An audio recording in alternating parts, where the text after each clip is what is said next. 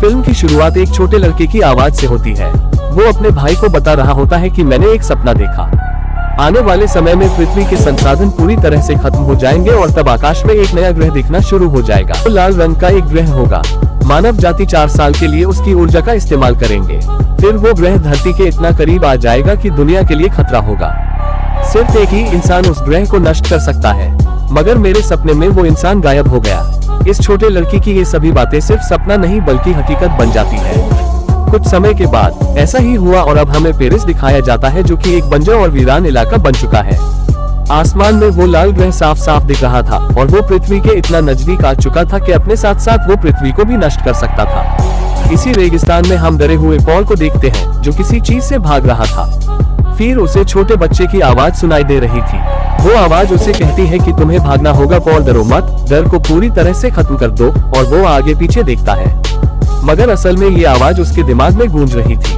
खैर चलते चलते वो एक बस्ती में पहुंच गया। जब से पृथ्वी के संसाधन खत्म हो गए तो इंसानों के बीच बड़े बड़े युद्ध हुए, जिस वजह से सरकार ने कुछ जगहों पर ऐसे शहर बनाए जिसके चारों ओर बड़ी दीवार थी ताकि आम लोग उसमें न जा सके। इसके अलावा खतरनाक मिलिट्री को हर जगह तैनात किया गया था। वो हर चीज पर नजर रखते थे। तो पोल अभी जिस बस्ती में आया था तो इसे उस ऊंची दीवार के करीब ही आवाज किया गया था। मतलब कि ये आम लोगों की बस्ती थी और यहाँ भी सरकार की सेना मौजूद थी। पॉल जब इस बस्ती में आया और इन हथियार बंद लोगों को देखा तो वो इनसे छुपके बचने की कोशिश कर रहा था।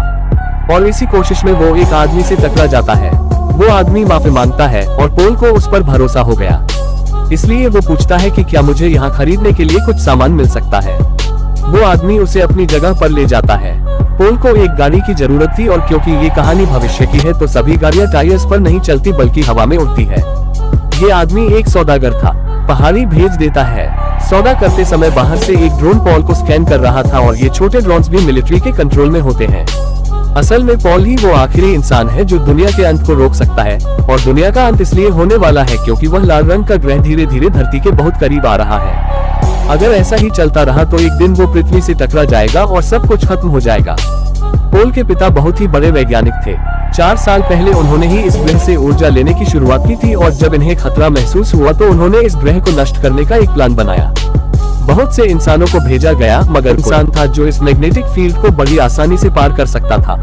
पॉल के पिता यानी कि हेनरी ने अपने बेटे को इस मिशन पर भेज दिया था, मगर वो बीच रास्ते में ही कहीं खो गया। और असल वजह ये थी कि पॉल उस ग्रह को नष्ट करना ही नहीं चाहता था, क्योंकि पॉल उसे सिर्फ एक ग्रह नहीं मानता था बल्कि उसे ग्रह के साथ पॉल का किसी तरह का कनेक्शन था। उसका मानना था कि ये ग्रह जीवित है और इसके अलावा किसी को भी इन बातों पर विश्वास नहीं था। और अब वो गायब है, इसलिए सरकार उसे ढूंढने में लगी है। इसीलिए वो सबसे चुप रहा है। तो सौदा होने के बाद पॉल उस गाड़ी को लिए यहाँ से दूर जाने लगा।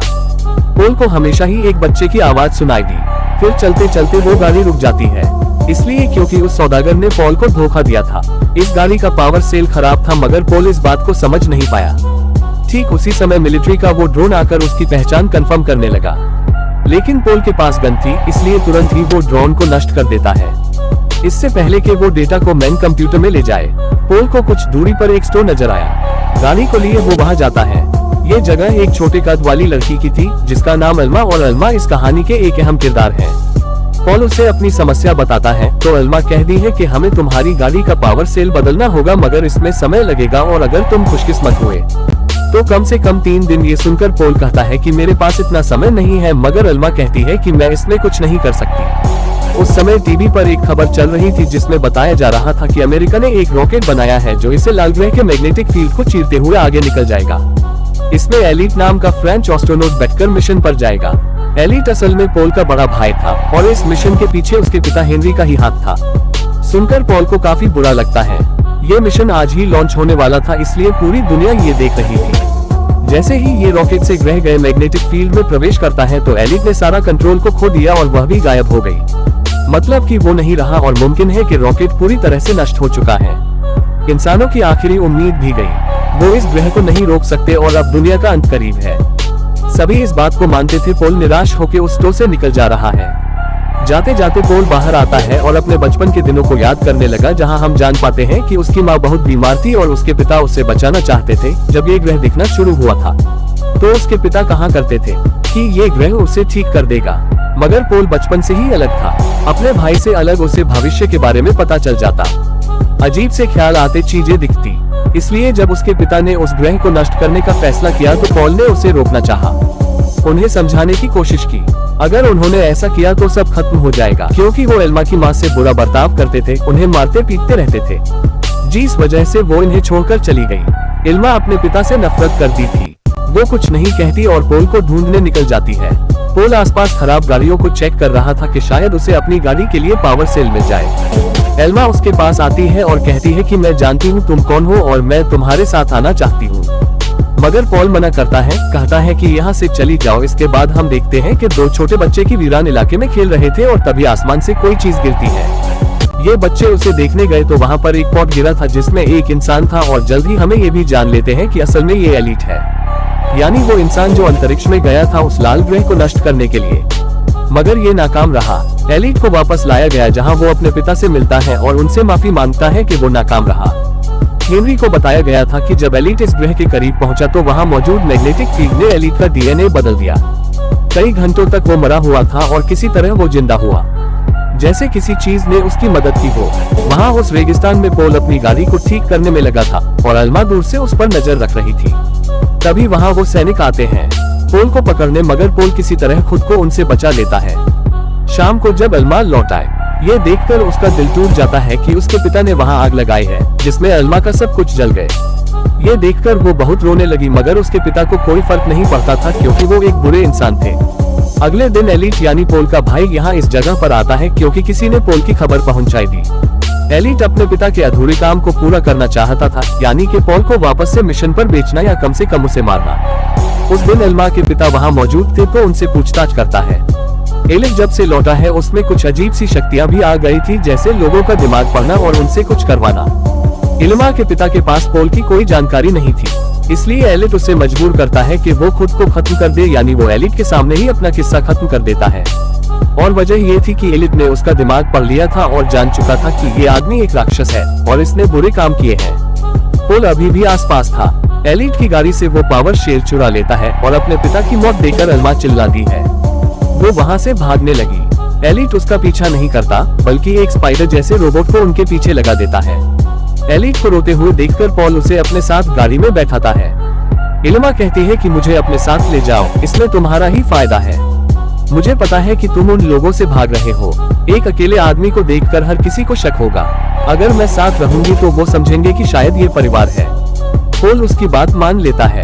अल्मा कहती है कि मैं इस जगह से भाग रही हूँ क्योंकि मैं अपनी माँ को ढूंढना चाहती हूँ और पॉल का मकसद था उस जंगल को ढूंढना जिसे वो अपने सपनों में देखने की कोशिश कर दी है। वो सैनिक मुड़ता है जिससे पॉल को मौका मिल जाता है और वो सैनिक के सर पर वार करता है। दोनों तुरंत ही वहाँ से निकल आते हैं। अल्मा काफी डर गई थी। एलिट का वो स्पाइडर रोबोट अब भी इनका पीछा कर रहा था, जिससे एलिट को इनकी लोकेशन मालूम हो जाती।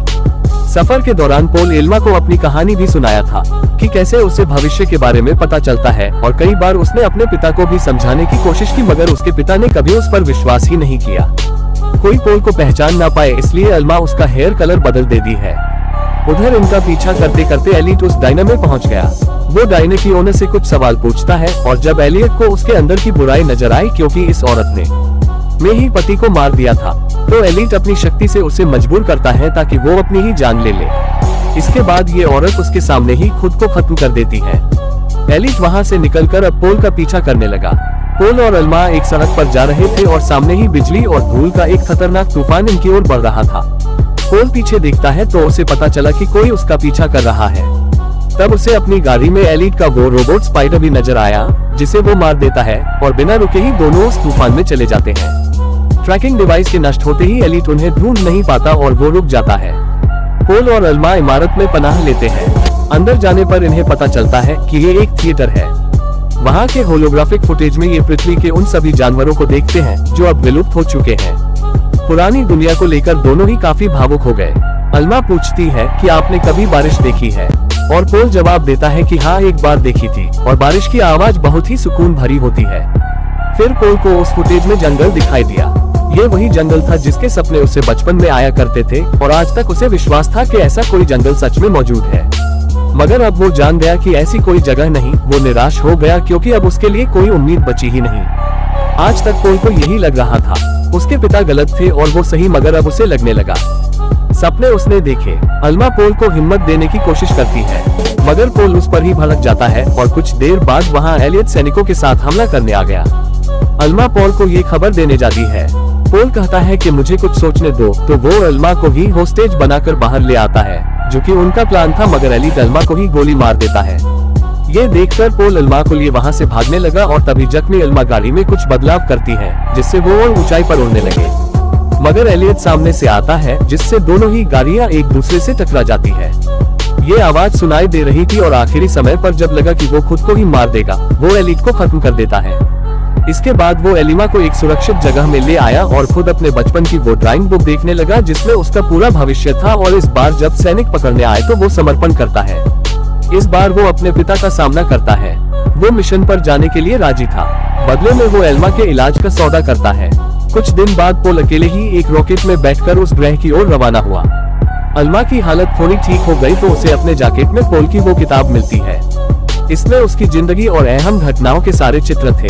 वो आसमान की ओर देखती है जहां पोल का रॉकेट उस ग्रह की ओर बढ़ रहा था, जिसका मानना था कि असल में ये ग्रह जीवित है और ये पृथ्वी पर जीवन को संतुलन में रखता है। जब हम इंसान इसे नुकसान पहुंचाने की कोशिश करते हैं तो ये हमें नुकसान पहुंचाने की कोशिश करने लगता है। पोल के पास परमाणु हथियार भी थे, पर पोल अपने रॉकेट की दिशा को बदल देता है। उस लाल ग्रह को कोई नुकसान नहीं पहुंचता है और रॉकेट को अंतरिक्ष में नष्ट कर देता है, मतलब अपना बलिदान दे देता है। ये सब अल्मा पृथ्वी से देख रही थी और वह रोने लगी। इसके बाद एक चमत्कार होता है और लाल ग्रह धीरे धीरे पीछे हटने लगता है और पृथ्वी के लोग बच जाते हैं, मतलब पोल सही था। उसके बलिदान से पृथ्वी बच जाती है। फिर अल्मा को दिखाया जाता है जो कि बारिश में छाता लेकर खड़ी है, जैसा कि इस किताब का अंतिम पन्ने में बनाया गया था। और बारिश के बाद धीरे धीरे पृथ्वी पहले जैसे होने लगती है।